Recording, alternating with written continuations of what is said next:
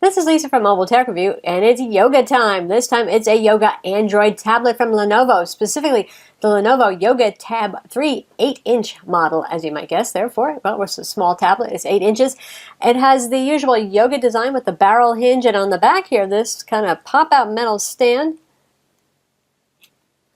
Press the release button, and there it is, pops out. You can even use it as a wall hanging device. I suppose if you want to use it as a photo frame or something like that. It's $169, which is pretty reasonable for an Android tablet. Now, don't expect high-end specs, but at least you get pretty nice build quality and an interesting design and a very bright, colorful display. We're going to look at it now. So here it is, latest generation Lenovo Yoga tablet. This is the Yoga Tab 3 8-inch size.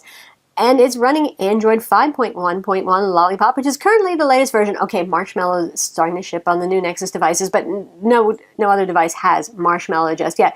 Will this ever get it? I don't know. With Lenovo's budget tablets, they don't put a whole lot of time and money into giving you Android OS upgrades there because you're not paying very much. This is $169.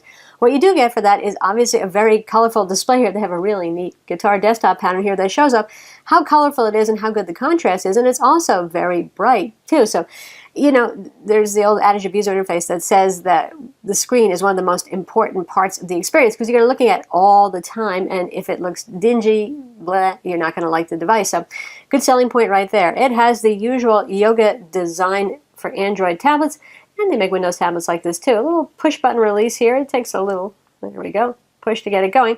And it comes out. Now, this is not an infinite position stand. There's the closed position, and you can feel it locking in. You can hear it locking in, too. So it holds it up at this angle. So we won't be using our usual stump stand that we do with tablets to hold it up because it's got a stand built in. And it has the hanging mode that Lenovo is so proud of. So in theory, you know, you could use this as a photo frame, hang it on the wall. Now, these days, since photo frames, let's face it, they're just crappy. I know a lot of people do actually buy Android tablets and use them for that purpose. This is metal. It's nice and it's sturdy, and the back is plastic, but it's kind of a neat finish. It actually looks pretty good. They did a good job of making this not look cheesy given the price right here. It almost looks like, I don't know, like black asphalt or something like that. It's a neat kind of textured pattern, so it's not slippery either. And hidden behind here, there's a little door, not a convenient flappy door, it comes off completely, but that reveals the micro SD card slot that's inside there. This is a Wi-Fi only model that we have in the United States. Overseas, you may have a version that does have LTE. This one does not. From the side, it cuts a modern figure, not so different from previous Lenovo tablets. You got your volume controls right over there, your micro USB port as well. This is the power button. Kind of looks kind of classy and not bad. And what we have here is the camera rotating 180 degrees swiveling. You can probably hear it clicking. It has a nice kind of high quality instrument sort of click, which is not bad for the price. So it's both your front and your back camera. So obviously that reduces the cost of making the thing, and also there's no more divide between, well, the front camera quality is not so great and, you know, it's lower resolution, and the back one always gets the better camera. So in this case, in the era of selfies, I suppose, and video chat too, it counts to have a good camera. 8 megapixel camera. It's for $169, it's not that great a camera though, folks, let me tell you. It shoots kind of blocky, grainy video. 720p is the highest you can go with that. In good lighting, it's passable, and that's about all I can say favorably for the camera when it comes to video shooting. Now, photos is actually pretty good, even in low light. It's not bad at all, and in good lighting, it's a good camera, but really it excels, or comes closer to excelling at stills rather than video. We have stereo front-facing speakers here with Dolby Atmos software enhancements, and it's fairly loud for an 8-inch tablet. It's not going to shake your dentures loose or something like that, but the sound quality is pretty good, and they are far enough apart, your drivers here, that you will hear stereo separation if you're launching something like the Asphalt 8 game where the car goes racing by and you can hear it when you have stereo speakers like this. You'll really notice it. This big barrel affords a 6,200 milliamp battery. That's a very large capacity battery. So that would be one of the selling points versus other budget-oriented Android tablets, say like the Samsung Galaxy Tab A or the old Tab 4 or even the Galaxy Nook. You just can't kill this. It really takes days to kill this thing, even with moderate use, even with playing some Asphalt 8, which is a pretty battery-killing game. The drawback is it's a heavy tablet. This weighs 1.04 pounds. So it's as heavy as an iPad Air 2, which is a 10-inch class tablet. You get the idea there. Is it unwieldy? Is it difficult to hold? No. Will you notice it? Sure. Are you going to use that stand as often as you can? I bet you will. And yes, in case you don't want to use those built-in speakers, there is the usual combo mic headphone jack there. Good for video chats, good for not deranging everybody else around you when you're listening to Twisted Sister or the latest Transformers movie with all those explosions. Obviously, the barrel hinge not only makes it kind of comfortable to hold like a magazine or a book or something like that when you're reading, but it also provides a little bit of an angle if you want to put it on the desk to interact with it. And of course, it has the usual four-way accelerometer to rotate it in the proper direction there. So what aren't you getting, given the fact this is a budget tablet? It has, and Lenovo even tries to avoid mentioning this. They just referred to it by its Qualcomm MSM number instead of the usual retail lingo for Snapdragons. Did you know there was the Snapdragon 200 series? I bet a lot of you don't, because mostly we see the 400s, the 600s, and the top-of-the-line 800s. This is a Snapdragon 212 CPU. That's as low as you can go in Qualcomm Snapdragon CPUs. It is clocked at 1.3 gigahertz. It is a quad-core CPU, so, life could be worse. It has Adreno 304 graphics.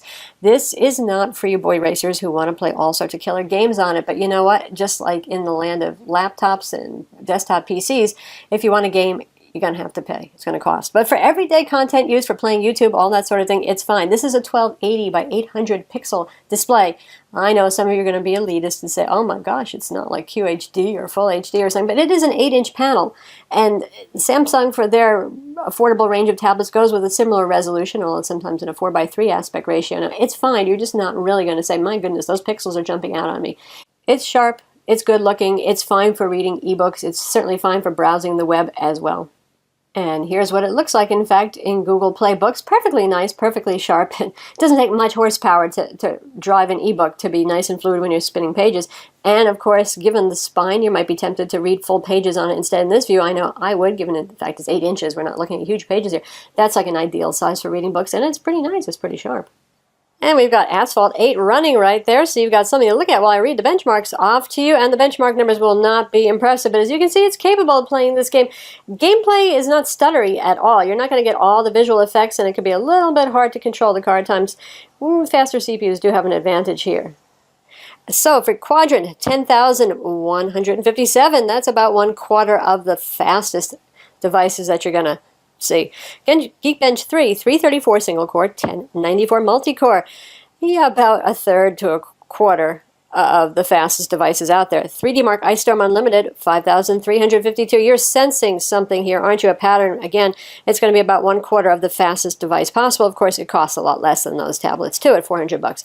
Antutu, 19,166. That's about 1/3 or so of the fastest devices. But obviously, if it can do this, heck, it can do just about anything. And these days, CPUs are so fast that it's okay. It has only a gig of RAM, though, so I'll warn you about that. Heavy-duty multitasking, you want to manage your apps and close things out if they are starting to bog down. 16 gigs of internal storage, not super fast storage. It took a while for this game to load, for example.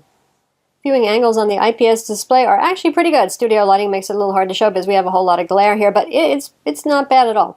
Finally, this has single-band Wi-Fi, 802.11n. Sorry, no dual-band Wi-Fi, no AC Wi-Fi, not in this price range, and you have Bluetooth 4.0. There's no NFC, but there very rarely is on tablets. So it holds up pretty well against the competition, which these days largely means Samsung. Sometimes you'll see an Asus tablet, but for the lower range Samsung tablets, this one comes in a little bit less expensive and not as thin and light, so it depends what you value. If you like the thin and light, then the Samsung would be the one for you. If you like the sturdier build, if you like the built-in stand kind of deal that we have going here, then, well, the Lenovo could be the tablet for you. So that's the Lenovo Yoga Tab 3 8-inch. It's available now $169, which is honestly a pretty great price for a name brand tablet with decent enough specs. If you're looking for something low budget, you don't really want to invest in a $400 Samsung Galaxy Tab S2 or something like that, or an iPad mini. Well, here it is. It's nicely designed, and the speed is actually adequate. The display is very nice. The cameras are okay. And the design, well, it's always a kind of useful, really hard not to like it. Yoga design with the big battery and the hinge. I'm Lisa from Mobile Tech Review. Be sure to subscribe to our YouTube channel.